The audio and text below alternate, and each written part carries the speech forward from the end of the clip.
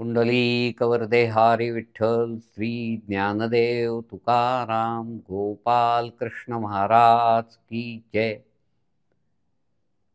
मनुष्याला एखादी गोष्ट सिद्ध करायची असेल तर ती सिद्ध करण्यासाठी खूप यातायात करून ती शेवटी सिद्ध करायची गोष्ट मिळती। पण ती सिद्ध करायची गोष्ट मिळण्याच्या नादात त्याला खूप गोष्टी गमवाव्या लागतात आणि ह्याचं उत्तम उदाहरण म्हणजे कर्ण आहे। जन्मभर मी कोण ह्या एका प्रश्नाने त्याला ग्रासलं होतं। प्रत्येक वेळेला त्यांनी त्याच्या आयुष्यातल्या ज्या घटना आहेत, प्रसंग आहेत, त्यात त्यांनी मी कोण याचा शोध घेतला। प्रत्येकाच्या आयुष्यात जय आणि पराजय हे असतातच, पण कर्णाचं आयुष्य जर का बघितलं तर त्यात पराजय जास्त आहेत, जय फार कमी आहेत। म्हणजे असं म्हटलं जातं की विरह चं द्योतक म्हणजे कोण तर सीता, तसं वैफल्याचं द्योतक कोण म्हणाल तर ते म्हणजे कर्ण। आयुष्यभर तो वैफल्यग्रस्तच होता। विदुरांचं आयुष्य आणि कर्णाचं आयुष्य यात बरंचसं साम्य आहे। कारण विदुर हे दासीपुत्र होते आणि कर्ण हा सूतपुत्र होता। पण बऱ्याच अंशी ज्ञानामुळे विदुरांनी त्यांच्या वैफल्यग्रस्तावर खरं तर मात केलेली आहे, जी कर्णाच्या आयुष्यात फार कमी आढळती।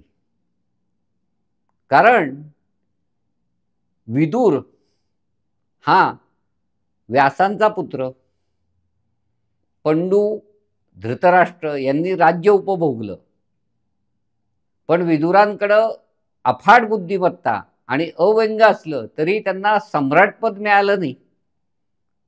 त्यांना कायम दासीपुत्र म्हणूनच वावरायला लागलं। या धृतराष्ट्राने त्यांना मांडीवर बसवलं, मिठी मारली धाकटा भाऊ म्हणून, पण लग्नाच्या वेळेला विदुरांना राजकन्या नाही मिळाली। त्यांना एका दासीच्या पुत्रीशीच लग्न करायला लागलं। आणि हेच कर्णाबाबतीत आहे। जन्माने तो जरी क्षत्रिय असला तरी सूतपुत्र म्हणूनच तो ओळखला जातो। म्हणजे जेव्हा कुंतीने त्याला गंगेत सोडलं, जन्मतःच तो कवचकुंडल घेऊन आलेला होता, बरोबर प्रचंड संपत्ती दिलेली होती,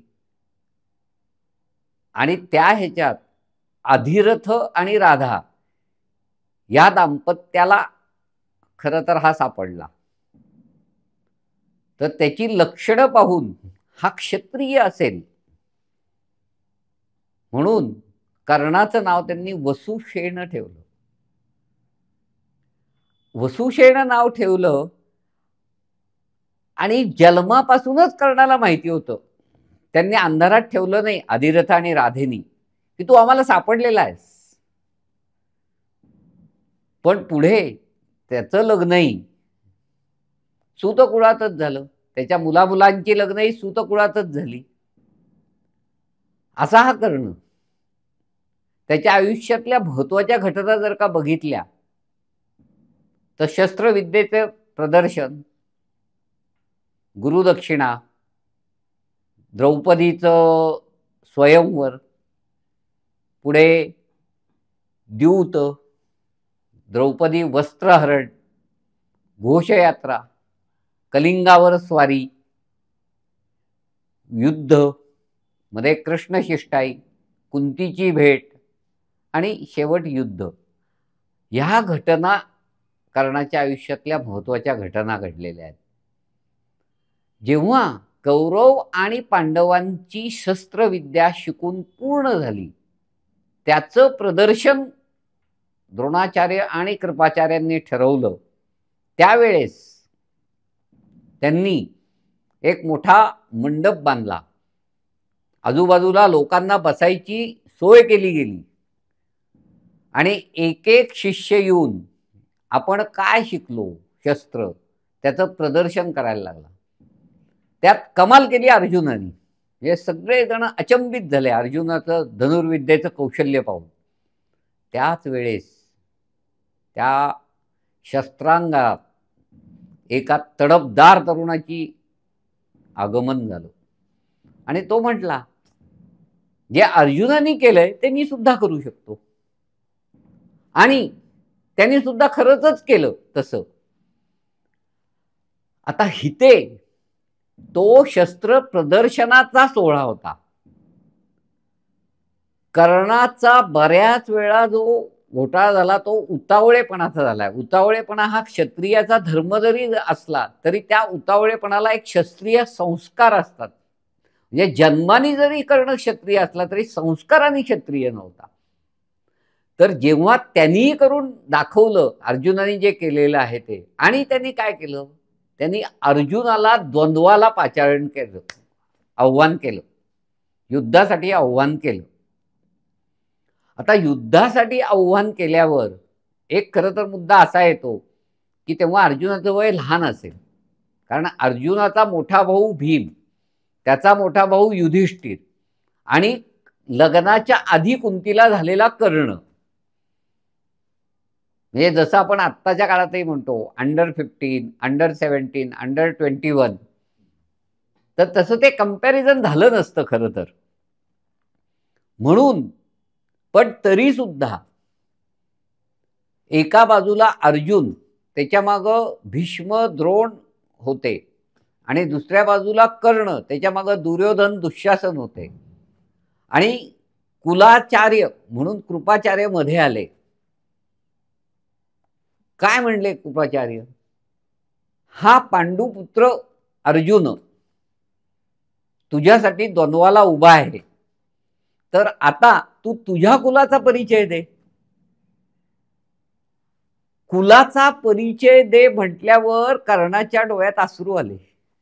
काय देणार, त्याचाच तो शोध मी घेतोय.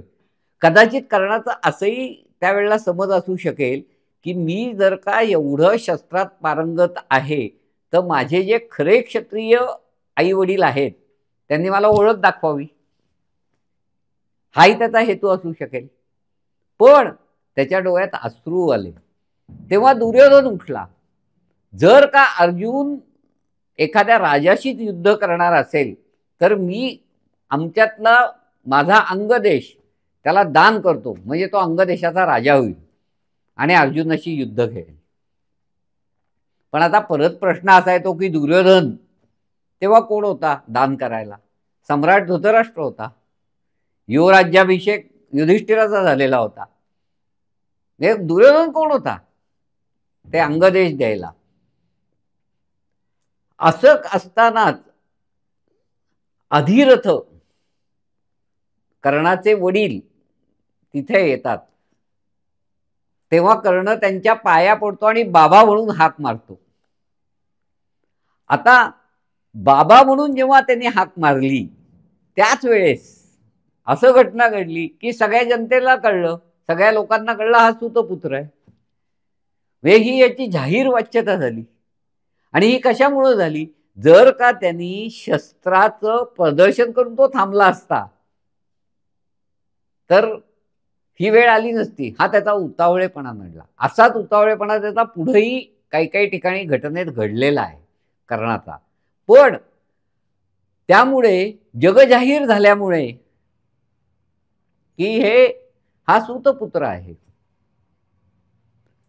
आणि मग पुढे वेळ आली आता गुरुदक्षिणेची.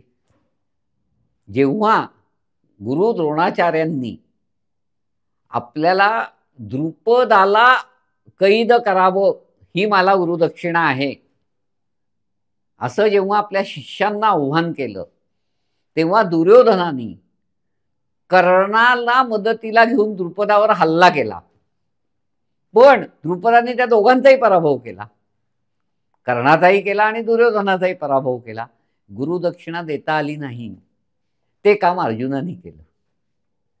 अर्जुनाने द्रुपदाचा पराभव केला आणि द्रुपदाला बांधून अटक करून द्रोणाचार्यांकडे आणलं. हिते द्वेष आणि मत्सर हा कर्णाचा वाढीस लागला. पांडवांबद्दलचा आकस, पांडवांबद्दलचा द्वेष, पांडवांबद्दलचा मत्सर. कारण का, जे दुर्योधन आणि कर्णाला जमलं नाही ते अर्जुनाने केलं.